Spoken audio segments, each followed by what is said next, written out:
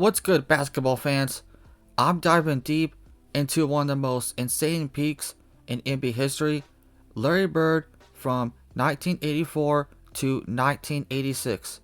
This 3 year stretch, absolute fire. Larry Bird wasn't just good, he was the undisputed best player in the league, stacking MVPs like they were free throws and leading the Celtics to 2 championships. I'm talking peak Larry legend here, folks. I'm breaking down why this era submits Larry Bird as one of the all-time greats. Before I jump into the numbers, let's set the stage. The mid 1980s NBA was stacked with talent. Magic Johnson was orchestrating Showtime with the Lakers. Dr. J was still a force with the Sixers. Moses Malone was dominating the paint. Kareem Abdul-Jabbar was dropping skyhooks like it was nothing, and young stars like Dominic Wilkins were redefining athleticism in the league. Bernard King, Alex English, Robert Parrish, Kevin McHale, all those guys were lighting up scoreboards and pushing the limits of what a basketball player could do. It was a golden era. But from 84 to 86, Larry Bird was sitting at the top of the mountain, looking down on everybody, a forward who could do it all, in a league full of Hall of Famers. Bird had already established himself as a premier talent before this era. Rookie of the Year in 1980, a championship in 81, All-Star caliber every season. Larry Bird was no stranger to being excellent, but something clicked in 1984. He elevated from great to legendary. Let's start with the 1983-84 season.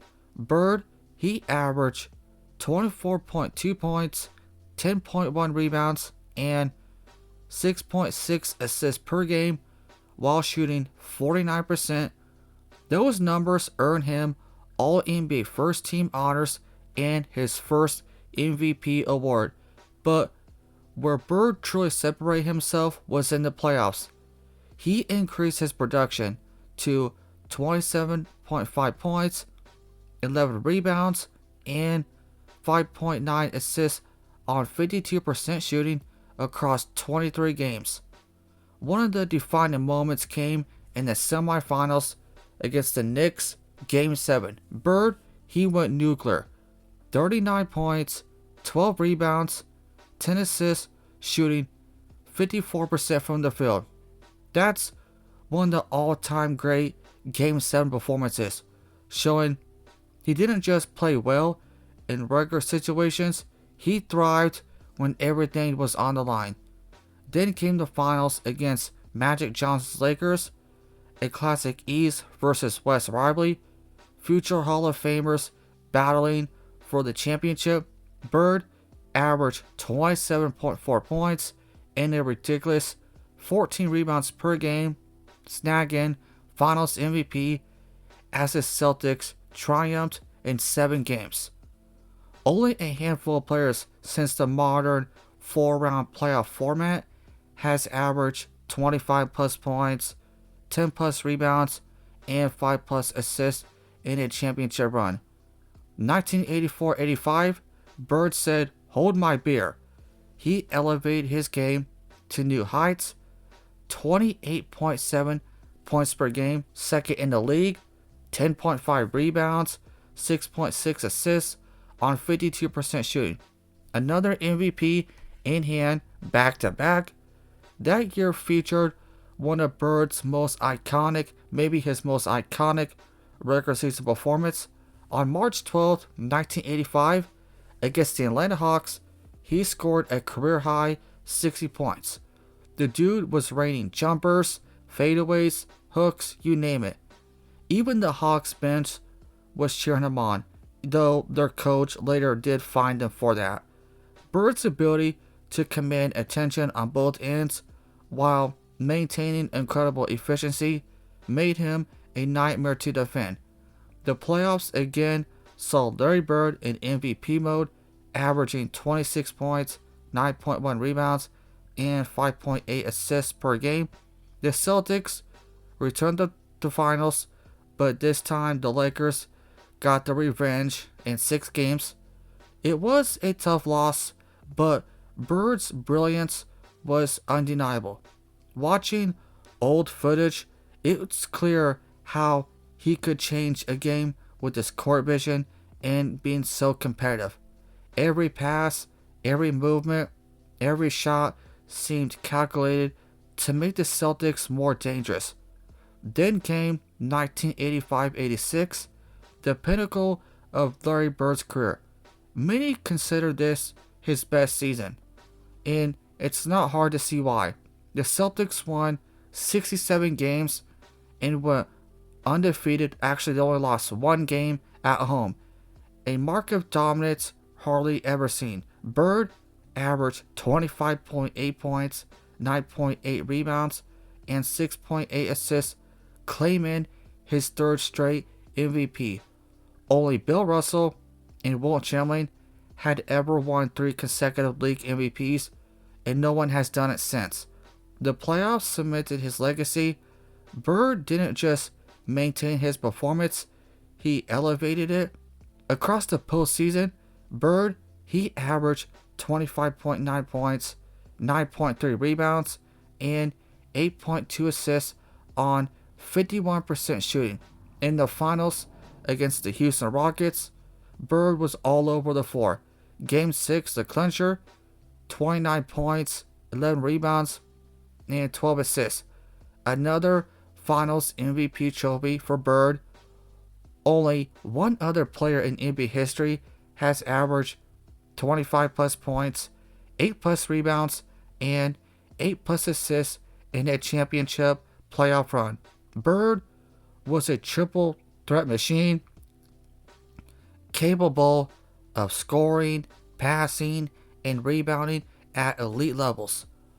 Over these 3 years combined, Bird's dominance was staggering. In the regular season, he averaged 26.2 points, 10.1 rebounds, and 6.7 assists on 50% shooting. The playoffs, 26.5 points, 9.9 rebounds, 6.5 assists, shooting 50%.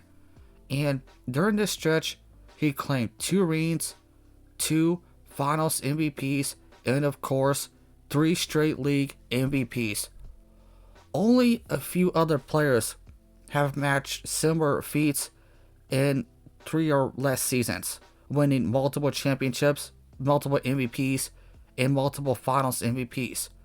Michael Jordan, 91-93, also 96-98, and LeBron James, 2012-2013. What made Larry Bird so special? He was 6'9" forward who could do everything. Scoring, his mid-range game was deadly. Fadeaways, turnarounds, hooks. He could hit shots off the catch or dribble.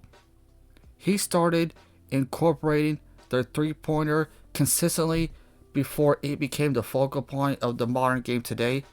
Off-ball movement was elite. Spacing was pretty much perfect. And he had ice-cold confidence, often hitting impossible shots in the clutch. Passing, Bird's vision as a forward was really good. No-look dishes, pinpoint outlets, threading needles to cutters. He could make his teammates better and manipulate defenses simultaneously. Rebounding, despite being just 6'9", he regularly grabbed double-digit rebounds, battling giants like Moses Malone and Kareem Abdul-Jabbar with grit and intelligence. Defense, while not an athletic freak, Bird's smarts and anticipation allowed him to disrupt passing lanes, grab steals, and rotate effectively. Larry Bird could drop 40 points in one game and then post a casual 25 to 30 point triple-double the next. That kind of consistency across scoring, passing, and rebounding is rare. His leadership and competitive fire was unmatched. He didn't just want to win, he demanded it from his teammates. That 3-year stretch solidified him as a basketball legend. 3 MVPs in a row, back-to-back titles, 2 titles, finals MVPs, and dominance in the Hall of Fame era. Larry Bird's trash talking, hitting impossible shots, outsmarting defenders, it's all there on the tape, and it still amazes so many fans today. Even in today's game, it's hard to find a forward who could match Bird's skill set.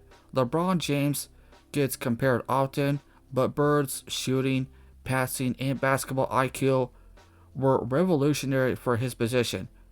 He was a point forward before the term even existed, a floor general at 6'9" who could run an offense and dominate scoring, all while playing reliable defense and rebounding at a high rate.